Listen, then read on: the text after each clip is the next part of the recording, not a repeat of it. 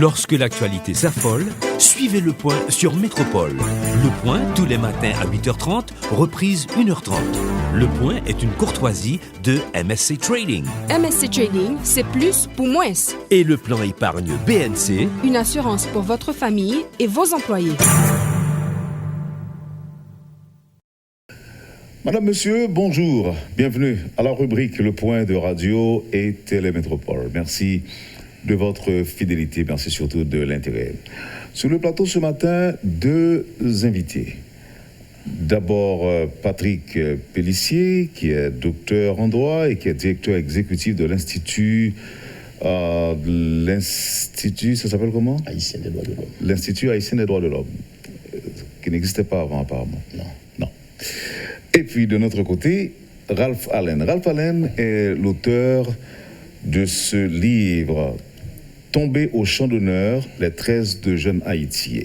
À travers ce livre et à travers cette émission, Ralph va essayer de nous aider à rétablir la vérité en ce qui concerne ces jeunes, les 13 qui ont été donc tués par le régime des Duvalier. Nous sommes en 1964. C'était en été 1964, justement, et ces 13, ils ont débarqué à la petite rivière de Dame-Marie, qui n'était pas le lieu où ils voulaient descendre. Ils voulaient descendre à Bonbon, près de Jérémie.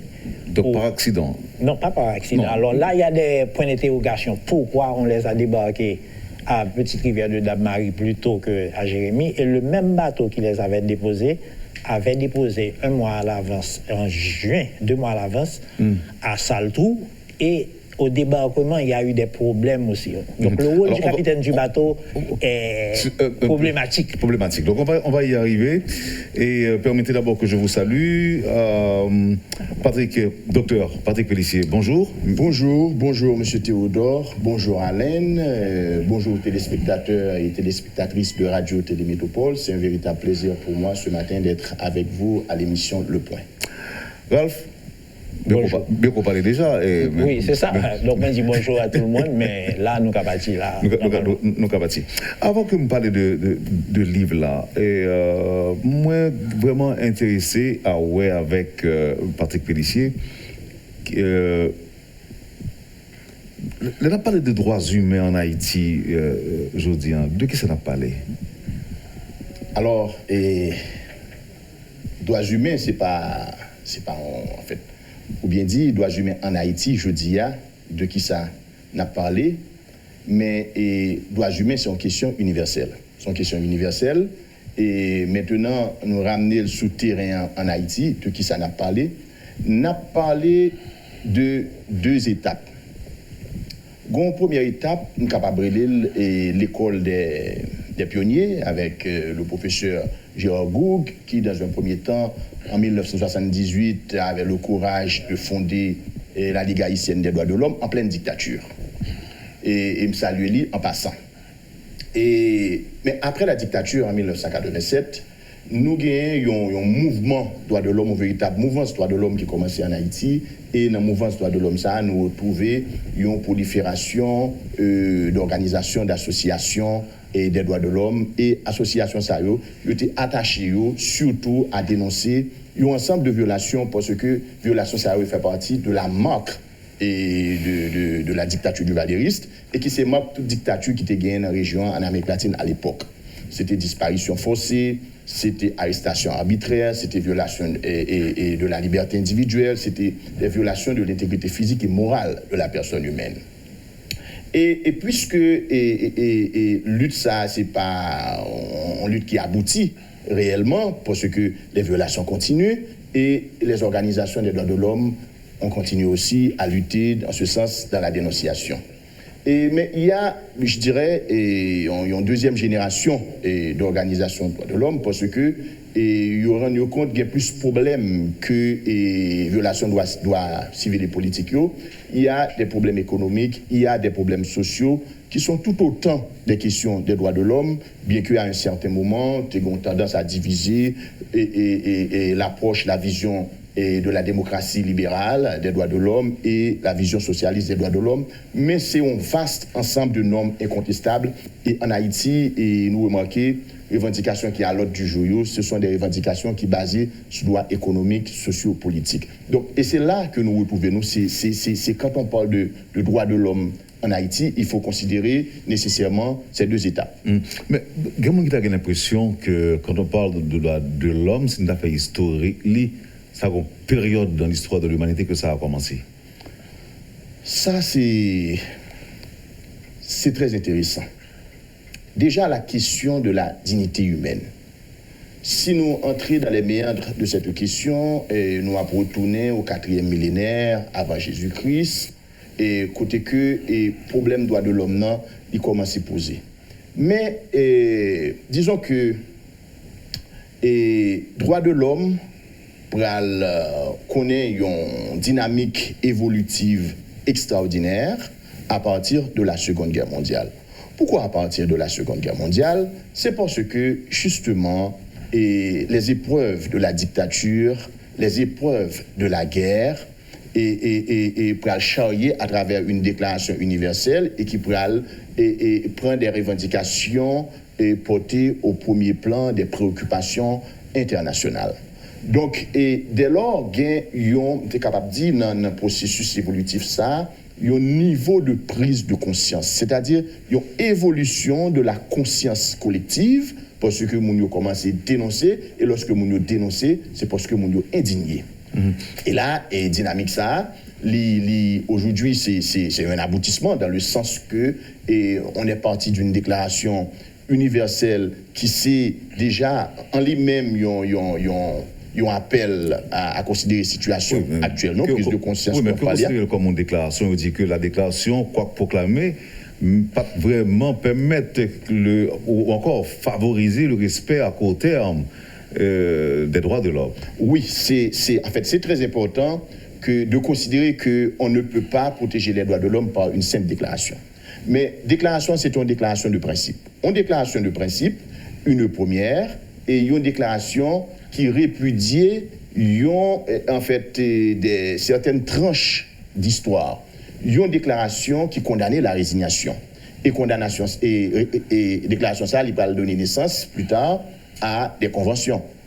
Donc, conventions eux-mêmes, ils vont l'attacher d'obligations. Et là, question vient reposer sur une trilogie indivisible, et ceci dès 1948, c'est déclaration, convention, exécution loyale des obligations. Et là, c'est une question très importante. Quand on parle d'exécution loyale, c'est-à-dire non seulement nous adopter des déclarations, nous adopter des conventions, mais il ne faut pas seulement adopter pour adopter, il faut adopter pour appliquer. Donc, quand on parle d'obligation, il y a obligation de l'État et il y a devoir citoyen et tout, il y a devoir de la société civile, il y a devoir de l'opinion publique. Je vais rejoindre Ralph Allen et maintenant tout dire que d'abord me connaître est-ce que c'est l'État seulement qui gagne pour mission respecter ou faire respecter les droits de l'homme. Dans le cas de violation, c'est comme si on a dit violation de respect ou bien application droit de l'homme, de façon verticale. C'est-à-dire que c'est de haut que décision de sortie. Alors que quelqu'un qui croit que il y a des bagages si fort, sans que je me bats dans l'État, je viole les droits autour.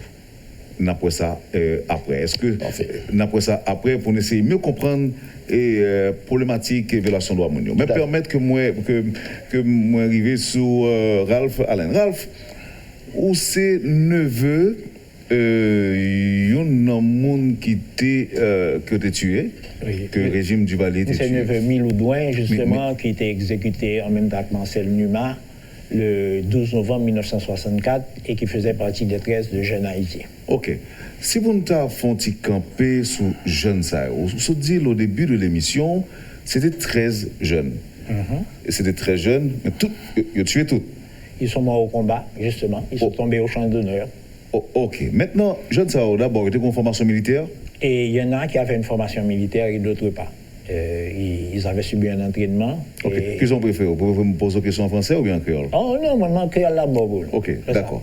Mais que tu as subi un entraînement. militaires, pour plusieurs d'entre eux, il y a qui étaient plus occupés politique, il y a qui étaient dans l'économie, et c'était un groupement assez vaste. Mais il ne sont que 13 là qui débarquaient. Ok, il a débarqué sorti qui côté? États-Unis? C'était il vivre New York, et à partir d'une base de la Caraïbe, ils ont débarqué à Petite Rivière de Dame-Marie, qui n'était pas leur lieu de débarquement. Ils étaient pour prendre la ville de Jérémie et de là établir comme si un territoire libéré. Et vous se posez une question là. Il n'a pas créé base là, c'est ça? Base là et fait que plus reste nègres qui peuvent débarquer, viennent rejoindre pour créer un fonds. Et c'est là, et dans l'affaire des droits de l'homme là, on a dit est-ce que c'est l'État seulement qui peut respecter? Ils se sont indignés, Jean et Patrick Pellissier dit, et lorsqu'ils ont rendu compte qu'il fallait faire quelque chose avec force, ils ont en dernier lieu venu avec une opération armée après que été fini d'épuiser les contacts internationaux avec organismes de droits de défense de l'homme qui pas occupé ça. Donc ils ont voulu créer un foyer de résistance à Jérémie. C'était ça l'idée. Donc c'est là où on va le dénoncer autour. Bon, et dénoncer ou pas dénoncer, je ne sais pas, c'est pas ça le problème. Le problème c'est que si il était débarqué Jérémie, peut-être que elle a fait ou l'autre gens. Mais elle a débarqué Dame-Marie et à ce moment-là, elle a été l'embois et ils ont perdu les contacts radio que vous avez avec responsable, pas de gain. Communication pas développée, époque ça quand vous liez Kounia. Oui. Donc nèg était l'embois, ils ont perdu l'embois et puis nèg fait 80 jours de combat avec les forces de la Oui, ça a retenu attention parce que dans le livre là, comment des jeunes, même si c'est dans le bois, oui, capables de passer 80 jours à Goumen avec l'armée d'Haïti, qui était demeurée loyale au régime en place, et à une milice qui était là tout en soutien à l'armée, en soutien au régime. Comment très jeunes capables de river Kembe yon Goumen pendant 80 jours. Donc, d'abord, premier bagage, c'est qu'ils étaient déterminés. Oui, ils étaient déterminés. Et c'était à juste titre qu'on dit que c'était vraiment de vrais héros. Et l'armée même, mais récit chronologique de combat que moi fais, moi tiré de rapport de l'armée d'Haïti sur les opérations du Sud. Et je dit que on arrive toujours trop tard à une position qu'il venait de laisser. C'est qu'il ne tient pas en place, il n'est pas un sitting duck. Ils étaient des hommes bien préparés et l'armée, et même il dit ça, et que c'était une équipe qui était très bien préparée. Non, mais préparée, c'est une, mais il y a la motivation aussi. Oui, c'était des gens qui étaient cruels dans l'autre pays. Ils étaient un pays plus juste et les récits, même tout texte que ils ont écrit, ils mettaient en annexe intégralement, ou après qui ligne politique que négocier. Ils voulaient un pays plus juste et ils voulaient un pays avec le moins de dégâts, faire une action militaire, mais en créant le moins de dégâts possible. Est-ce que c'est pas parce que c'était presque la mode dans la région à l'époque, avec Che Guevara et Fidel Castro et autres qui avaient envahi l'autre côté? Est-ce que c'est pas courant? Au moins deux d'entre eux étaient Cuba au moment de l'invasion castriste. J'ai une photo de Che Guevara là, et Milou Douin et Gétobrière. Ils étaient à Cuba dans un camp des joyistes qui t'ont entraîné. Et Che Guevara était habitué à venir joindre et ils étaient discutés ensemble de révolution, de bagaille, etc., etc. Et donc, il y a des photos justement qui font état de bagaille ça. Mais ils n'étaient pas de tendance communiste. Et la preuve, il a dit que nous avons fait la révolution, mais il ne faut pas que la révolution finisse dans le sang des fusillés comme à Cuba. Donc, il y a des nuances que si on ne pas connaît, on va passer à côté de vérité. Alors, c'est justement la question de la pose là. Ralph, si je bien comprendre, c'est que il y a des paroles que mon pas jamais connaît. Parce que normalement, une parole que mon toujours tendé, c'est que pour son opposant au régime, c'est Camoquin. Donc, M. Sao, pour le régime, c'était des Camoquins. Oui. Ok. Mais quelle vérité que mon ne pas connaît dans quatre batailles, ça, M. l'a fait? Il n'y a pas comme idéologie politique, ligne politique, qui s'alté. C'est des gens qui développent une révolution originale. Je t'ai dit qui pas faite ni dans le sens des ismes de droite ou de gauche. Ils étaient plutôt au centre, ils étaient au centre-gauche, tendance un peu socialiste. Ils voulaient, comme Tim Dadjou, un bail plus juste pour les plus faibles. Son combat vraiment révolutionnaire, on est capable de dire. Révolutionnaire, mais en respectant les structures du pays pour ne pas faire trop de dégâts, comme on dit, faire le moins de dégâts possible. Donc toutes ces lignes sont définies dans le livre et dans leur tendance, comme dit, quel était leur objectif avec les différentes opérations qui ont été montées et tout ça dans le livre-là. Mais c'est des gens qui voulaient un pays juste, dans le sens de respect des droits de l'homme, de droit à manger, à être logé. D'ailleurs, le slogan, c'est éducation, instruction plus travail égale liberté. Donc, c'est deux vraies tendances. Je dis que si on instruit. Là, est-ce que nous avons parlé d'une série de jeunes qui voulaient seulement bataille, mais pour prendre pouvoir? Non, justement, ce n'est pas pouvoir que tu voulais établir en tant que tel. Et tu voulais qu'un peuple qui instruit et qui a un travail, ou pas acheter votre lit dans l'élection, par exemple. Parce que là, on choisi qui moun livré parce que le connaît. Et il voulait faire développer des coopératives. Il y avait tout un plan pour les coopératives. Et vous avez tout document ça. Réforme agraire. Il y avait des études sur la situation politique et l'aide américaine et toute bagaille ça. Et je crois que c'est l'avantage du livre, c'est qu'il y a beaucoup de textes que écrits sous Jeune Haïti, mais personne ne va jamais parler de lignes politiques Jeune Haïti. Et tout texte que n'a été publié, parce que c'était un journal qui a été publié. Et j'ai une photo de journal là, parce que il y a des gens qui disent que c'est des bails que m'a pu voir monter. Tout dossier mieux, moi fait photo dans le livre là pour montrer que c'est des documents réels. Alors, et les photos sont exposées actuellement à Festival Art à Pétionville pour jusqu'à samedi qui va le 21. Alors, il y a une dernière question pour nous faire mes parenthèses. Ça, m'a pour voir après. Sentiment personnel, à partir de ça, on lit, ça, on joint, ça, on découvre en termes d'archives. Vous pensez que si le mouvement, monsieur, le mouvement des 13, s'il était réussi, vous pensez aujourd'hui là, Haïti va être dans l'état que l'est, vous pensez que nous sommes plus loin, nous avons un niveau d'avancement comparable à Cuba, par exemple. Moi, je dis ça comme ça. Oui, non, question opposée à la me pose peut-être souvent, mais l'histoire ne s'écrit pas avec des si. Et c'est là le problème. Mais l'homme calcule quantité de monde, pas seulement yo même, quantité de monde qui mourit sous dictature yo de 1957 à nos jours, ou calculer qui ça pays a perdu de cerveau qui était pensé, ou calculer sous. C'est pas grand pile, hein, dictature. Oui, toute dictature, c'est respect des droits de l'homme que jusqu'on y a question que nous avons posée en 1962. Nous posons jusqu'à présent, donc on n'a pas fait. Et ça, pour nous faire, nous pouvons jamais faire. 60 ans après, c'est comme si nous avions pays à camper toujours. Il y a toute une remise en question pour nous mettre de société au-delà des slogans. Les slogans que tout le monde a baillé là, c'est vrai que la société s'est arrivée à bout et qu'il faut une nouvelle société basée sur des nouvelles normes de justice sociale, de justice économique, de justice politique. Et tout autant que nous ne pouvons pas retourner sur nous-mêmes pour nous faire ça, nous ne pouvons jamais un pays.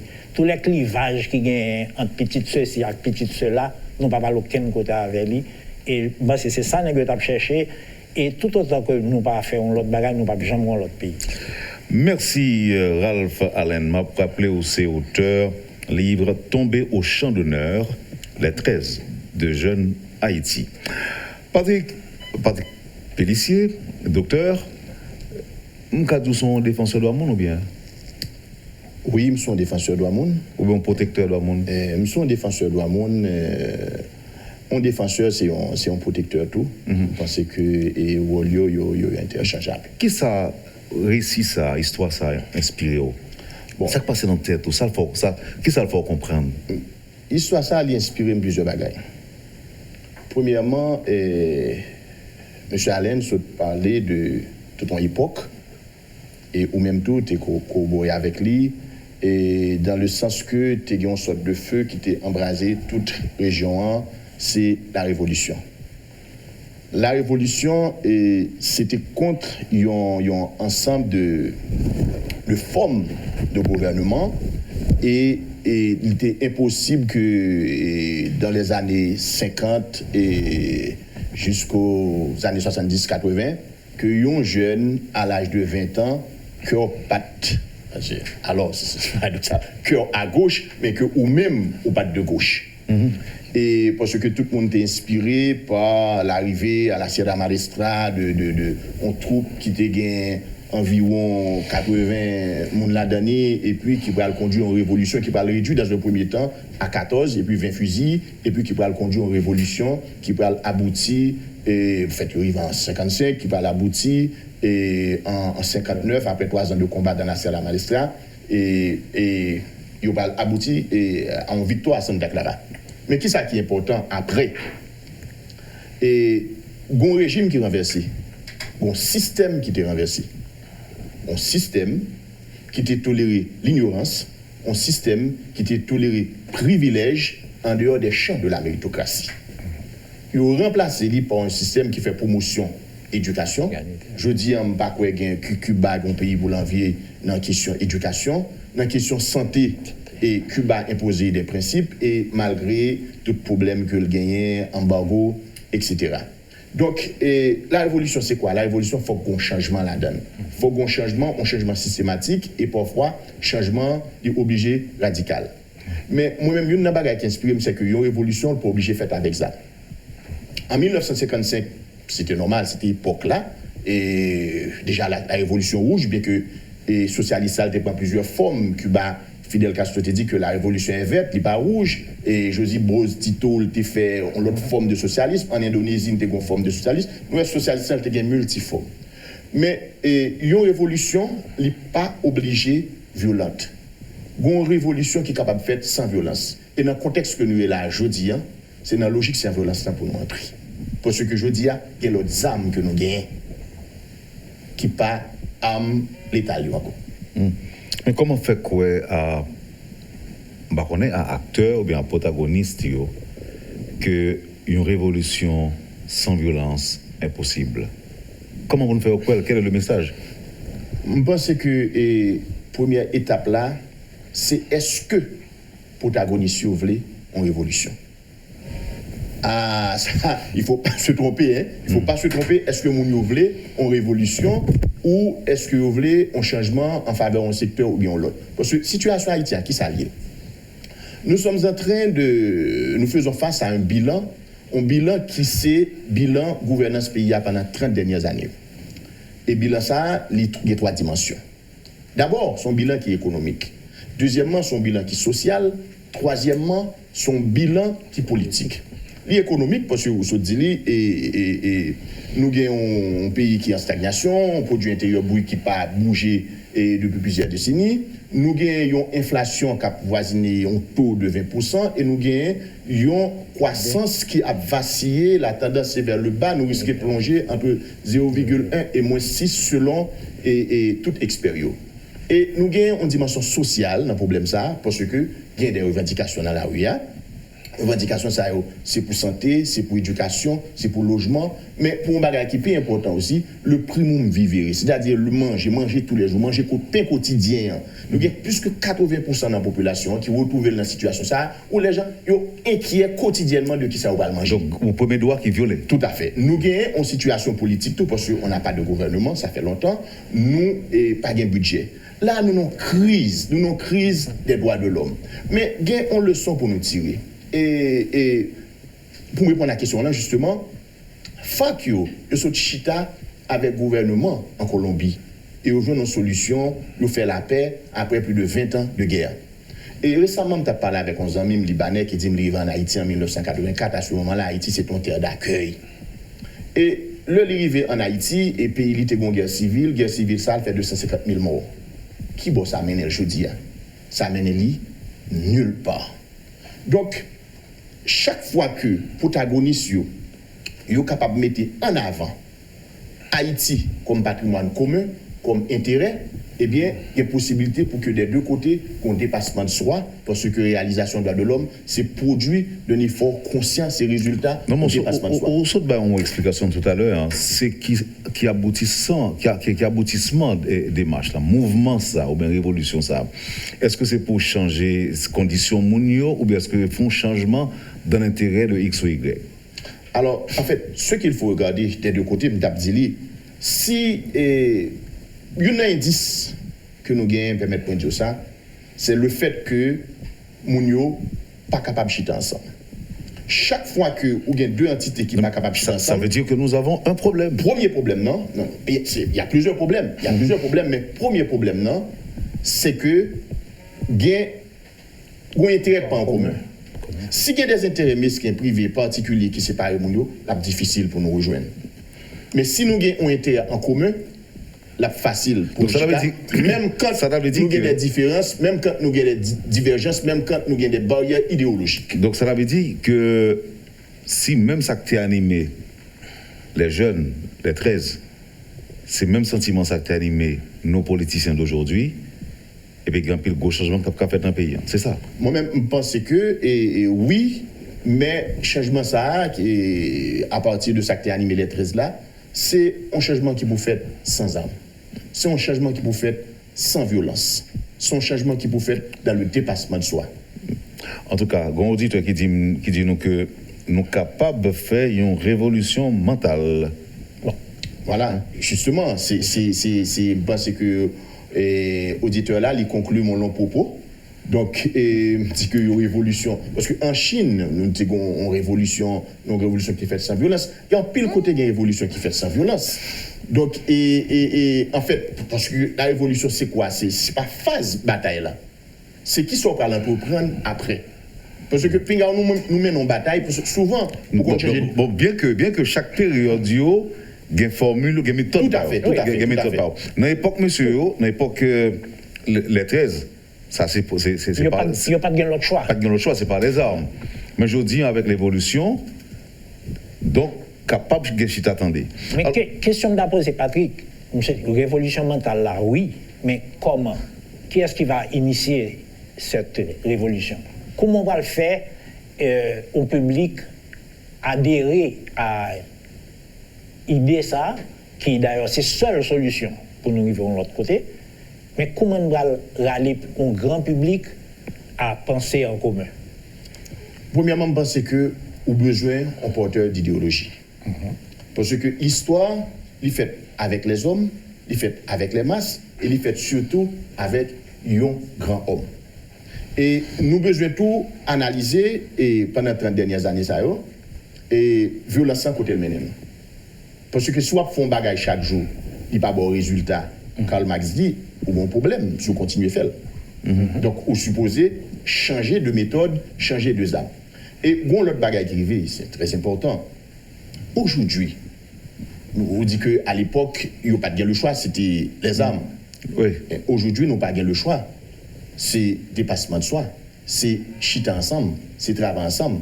Parce que pas aucun État dans la région capable d'accepter au monde prend les armes ou bien faire. Alors, le contexte aussi prête pas géopolitiquement. En parlant de cela, on va demander Ralph, est-ce que tu pas pensé que mouvement ça, parce que américain, même si pas de gain toute évolution technologique, je dis, tant que j'en sais là, américain, c'est toujours été américain.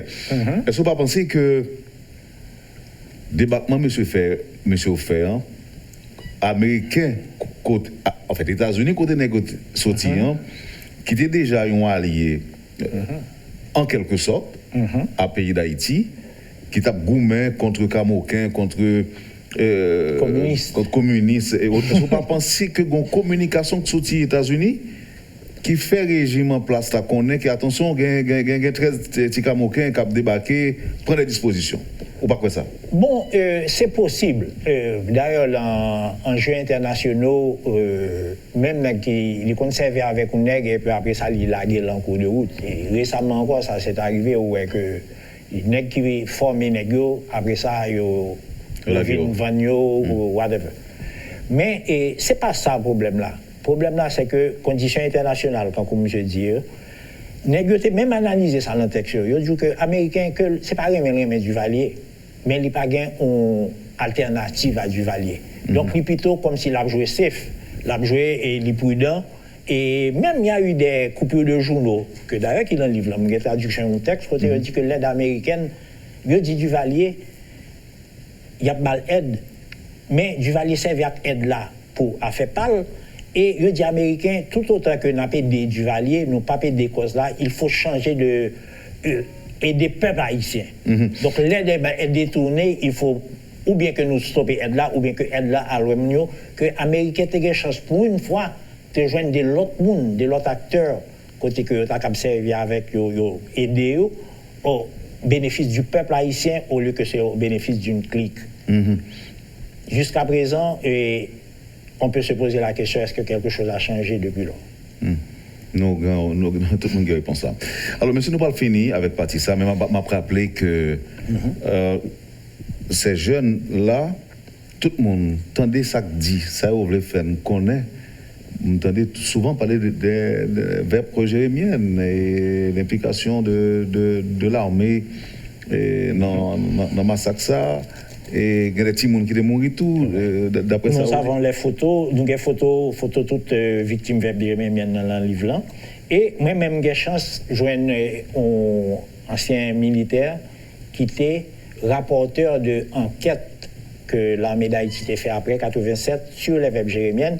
Et que le demandé nègres parce que c'est une fille avec les gars là qui était dans CNG pour ça le les nègres pour venir témoigner devant enquête là ils ont bloqué enquête là carrément et ils ont dissoudre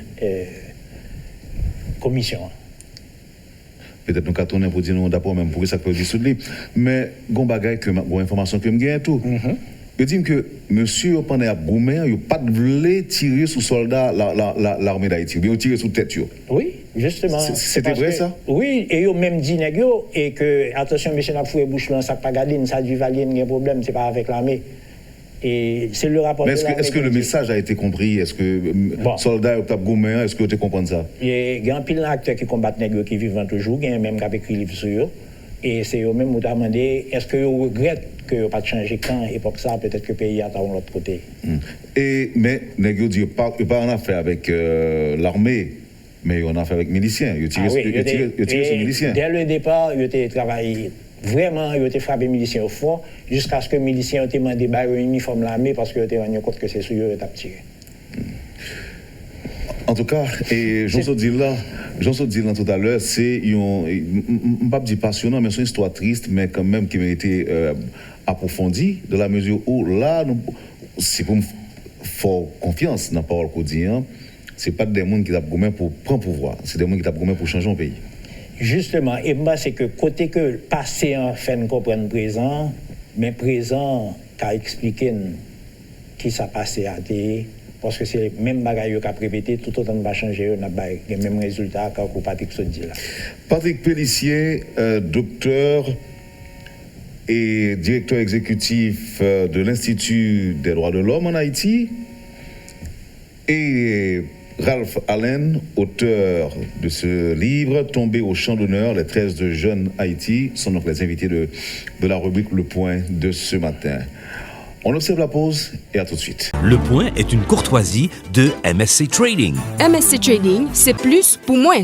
Et la BNC. Le plan épargne BNC, une assurance pour votre famille et vos employés. Merci, madame, monsieur, de votre patience et de l'intérêt. Je rappelle nos invités, Patrick Pellissier et Ralph Allen. On a parlé maintenant de droits de l'homme, de respect de monde, on a parlé des jeunes qui, à un moment donné, prend les armes pour faire face à un régime qui est estimé qui est un régime bout dur et qui n'a pas de garantie, une bonne répartition des biens de l'État et même des droits de l'homme. C'est comme ça qu'on est capable de dire dans un moment, et c'est des gens qui étaient voyagés, apparemment dans des conditions difficiles, dans l'objectif de pour renverser un pouvoir qui était gagné des milliers de civils armés, on parlait de la milice des Duvalier, et qui était gagné l'armée avec elle. Si nous avons par exemple D'abord, première question. En moyenne, c'est qui l'âge, monsieur Saoté-Gain?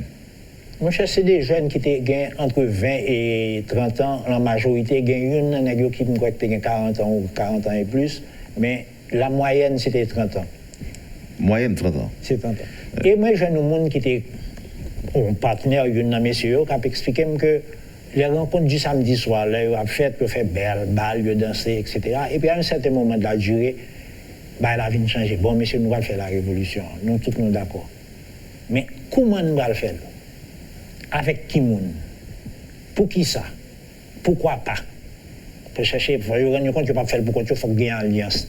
Et en ce sens, il y a un contact avec étudiants haïtiens de Mexico, qui étaient contacts des communistes. Mais semble-t-il, ils prennent contact avec eux, ils demandent d'aider eux. Mais justement, les clivages qui étaient entre idéologie, si ce n'est pas la même idéologie avec même pas pédo, qui fait que elle a été faiblie l'opposition. Et qu'est-ce que ça fait? Est-ce que c'est la peur ou bien le régime qui est tellement dur qui fait que pas de une sorte de relève et qui fait... Ah non, c'est la peur. La peur. Pour m'écrire livre ça, il y a des gens qui refusaient, qui vont mon témoignage en privé, mais qui disent qu'ils ont refusé que maintenant ils ont le livre là. Ils ont peur jusqu'à hier, 60 ans après. Oh, là, on parlait de gens qui étaient là, Oui, des gens qui étaient vivent, qui ont des familles, mais les jeunes de nos jours n'ont pas aucune crainte par rapport à un bail comme ça. Oui, mais est-ce que vous connaissez l'histoire? Pour connaître qui ça qui t'est passé et prendre des leçons de l'histoire parce que tel bagage a été passé et pour qui ça a été passé pour ne pas faire même erreur. Ok. Maintenant, docteur Pellissier, l'on a observé ça qui est passé et j'ai en situation aujourd'hui. Je suis qu'on peut dire que bon, heureusement, il y a des organismes de défense des droits humains qui ont goûté pour éviter, par exemple, la répétition de telles horreurs dans le pays d'Haïti. Oui, et en fait, je m'ai enchaîné déjà sur l'âge là, sur question de l'âge là, pour me dire que l'âge là, tranche 20 et 30 ans, c'est l'âge d'engagement politique. C'est révolution cubaine, le monde qui était fait, c'était dans 30 ans que était tout, Che Guevara, Fidel Castro qui a mené la révolution. Et j'ai visité en Argentine un mémorial que vous fait pour réhabiliter mémoire victime, et ça c'est très important. Et mémorial ça, et non victime, en fait, il y a non victime et puis il y a l'âge victime, c'est entre 13 et 35 ans. Entre 13 et 35 ans, et moun 13 ans, ça a été engagé déjà. Et c'est très important ce que nous pas fait en Haïti, et à part ces 13 que nous connaissons, mais il y a un pile inconnu qui tombait et dans la bataille contre le système. Et ce n'est pas seulement ça que tu penses d'amis.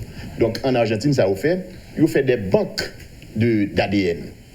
Donc tout le monde qui disparaît dans la famille ou bien qui est assassiné, ils ont allé en côté, ils ont ADN, ils ont conservé ADN dans nos banques, et lorsque les médecins légistes sont venus avec archéologues, dans les ossements qu'ils ont joignent, ils ont fait des tests d'ADN et puis ils ont identifié à qui famille mon a appartenu, les ça ils mettent non, ils mettent une plaque pour lui.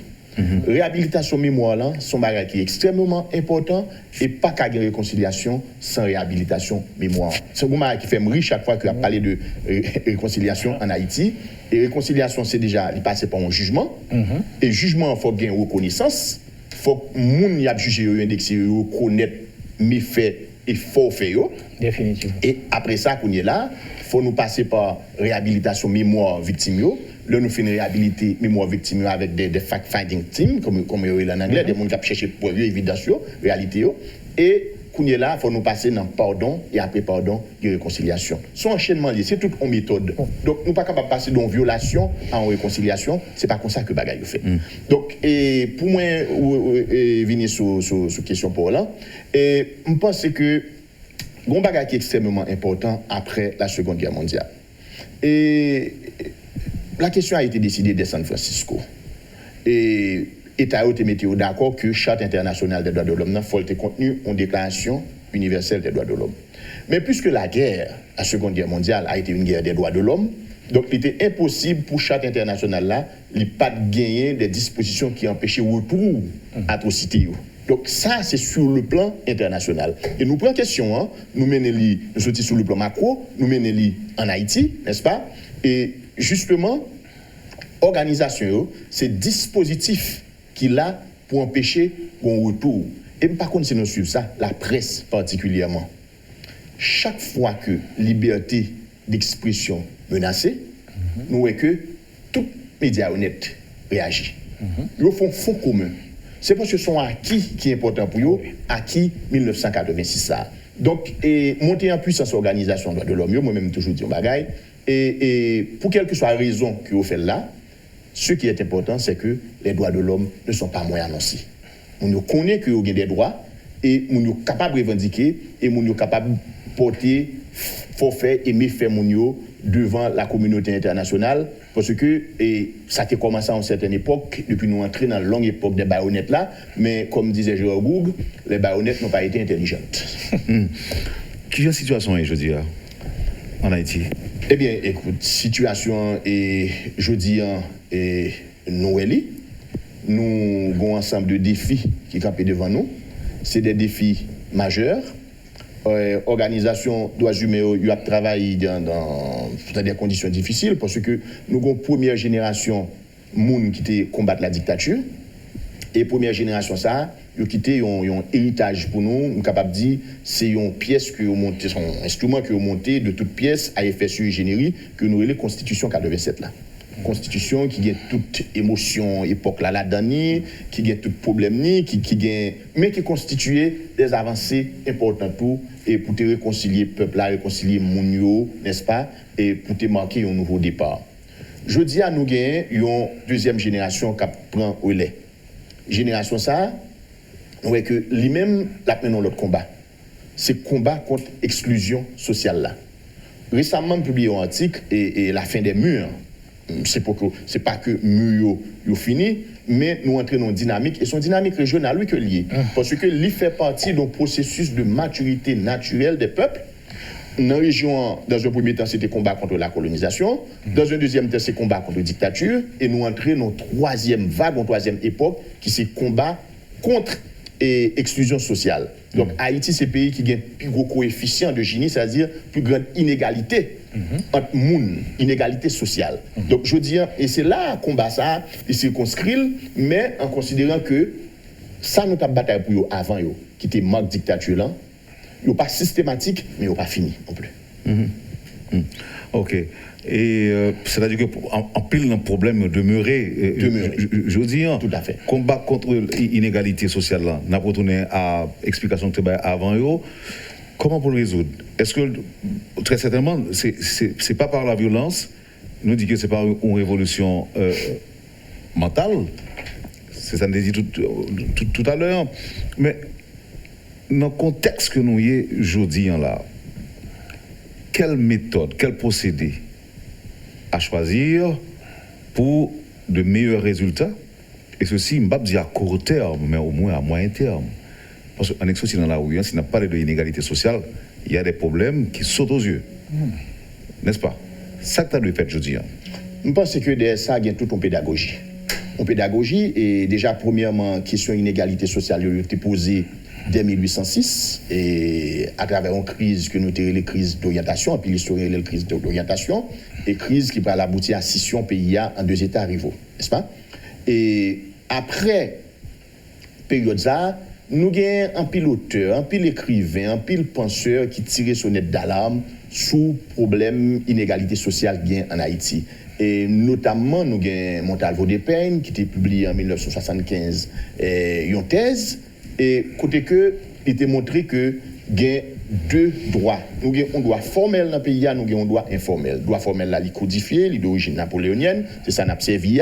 Son droit qui était imposé, et c'est là la notion mûre là, qui va venir parce que c'est une décision unilatérale. Et nous avons parallèlement masse qui est issue de l'exode rural et moun qui en dehors justement qui est caché, qui retranché derrière un droit informel pour résoudre conflit. Donc ça veut dire qu'on ne pas reconnaître le droit formel là. Donc là déjà nous avons deux sociétés. Et nous avons Gérard Barthélemy qui t'a dit plus clairement que nous avons deux peuples qui bataillent depuis 200 ans en Haïti. C'est une première tranche qui gagne et qui a un rapport privilégié avec colon et l'autre peuple là c'est monde qui voulu combattre le système là et par le marronnage.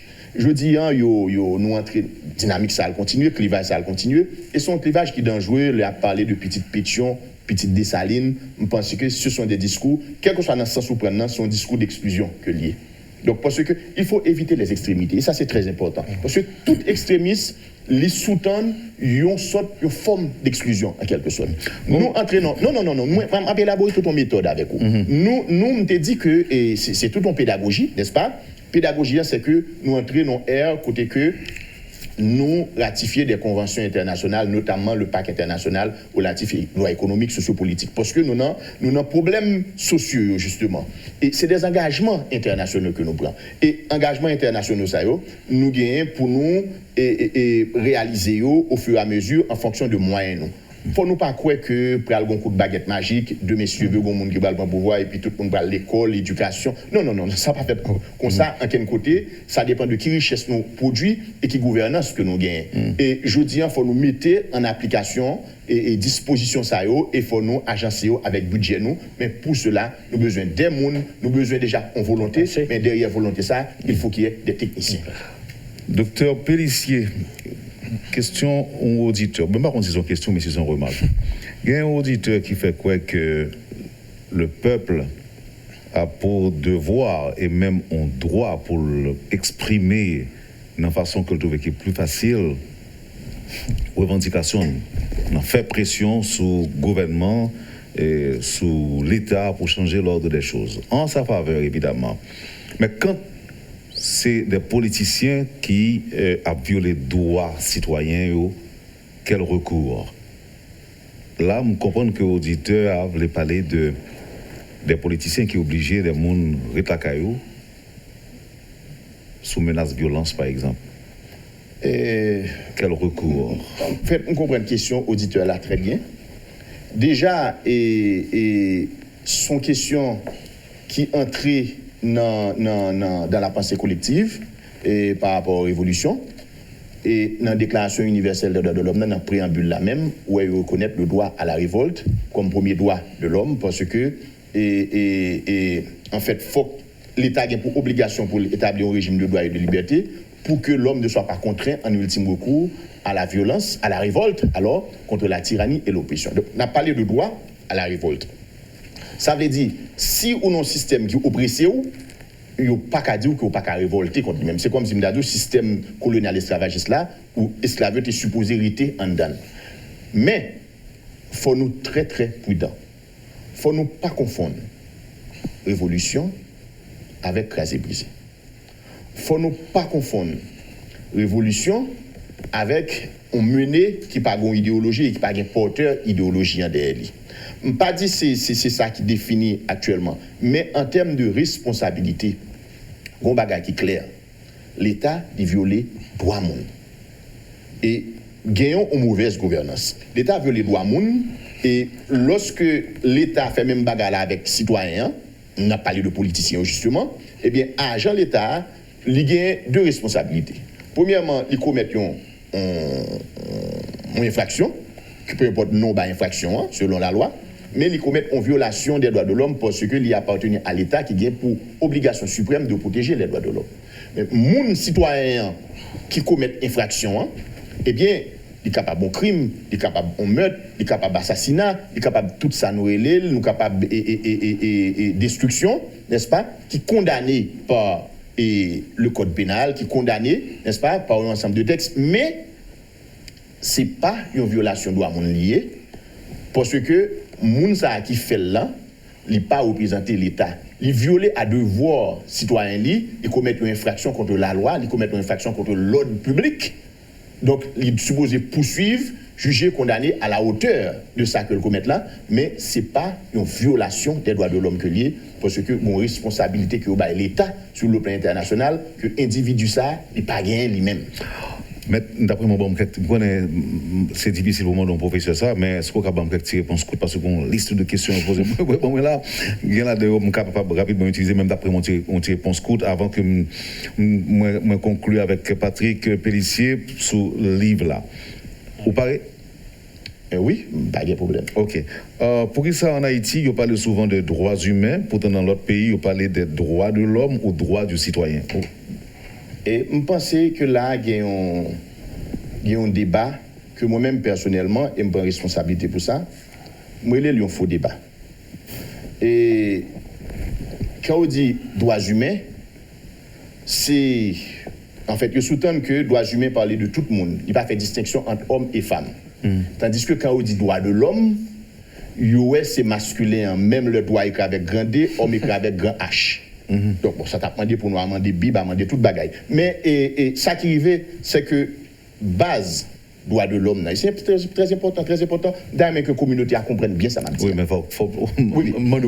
En fait, quand on parle de droit de l'homme, n'est-ce pas?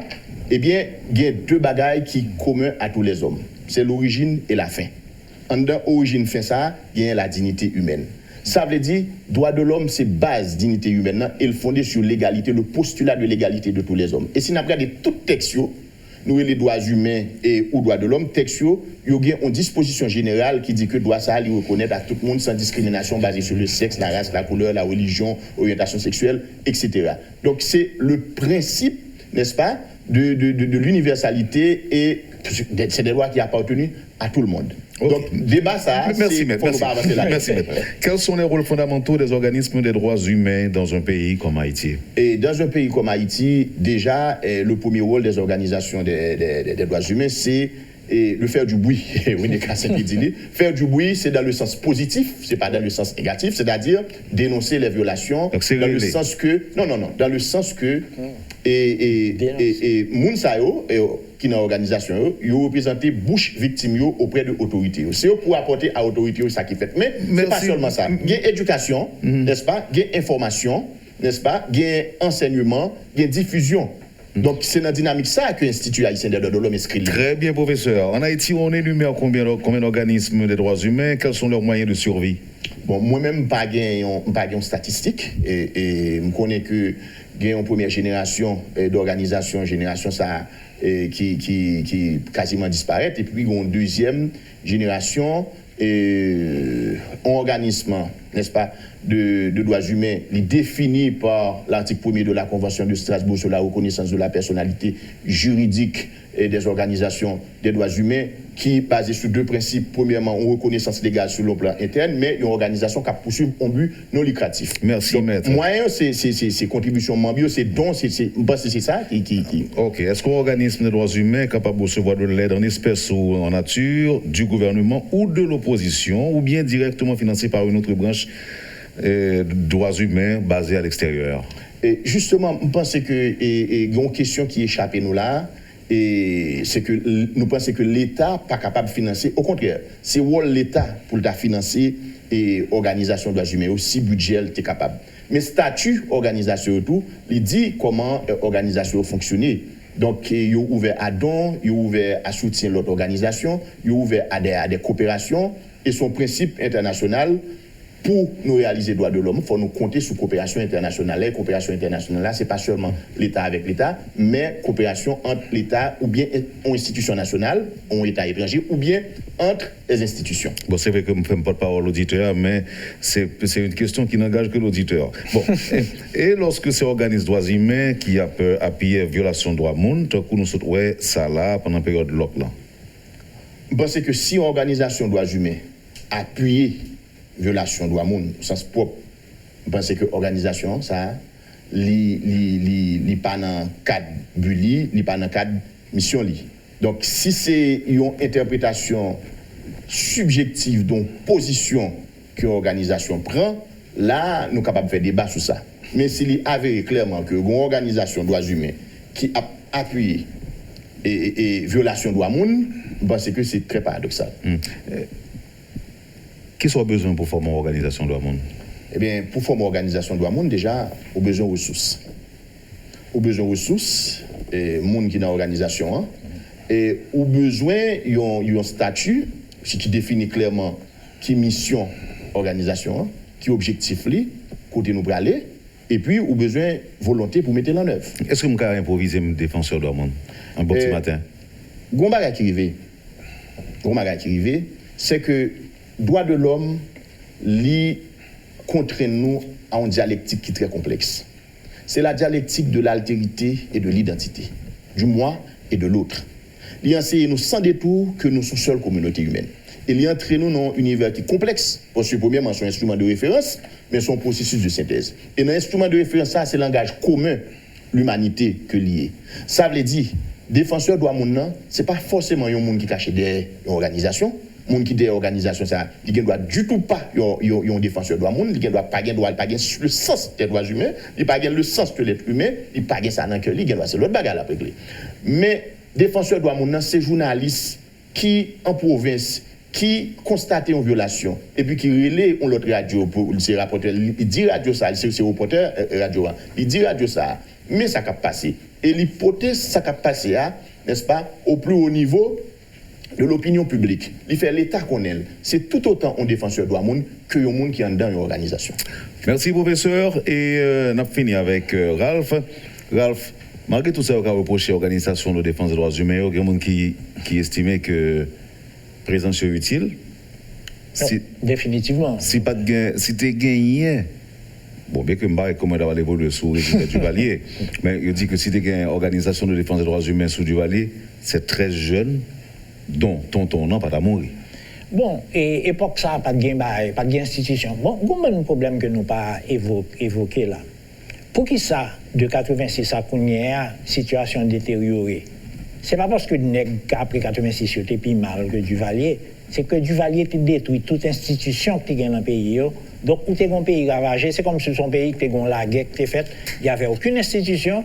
Donc, où son pays est libre, il fallait recommencer à zéro, remettre des institutions sous pied, ce qu'on n'avait pas pu faire parce que l'armée avait gardé le pouvoir.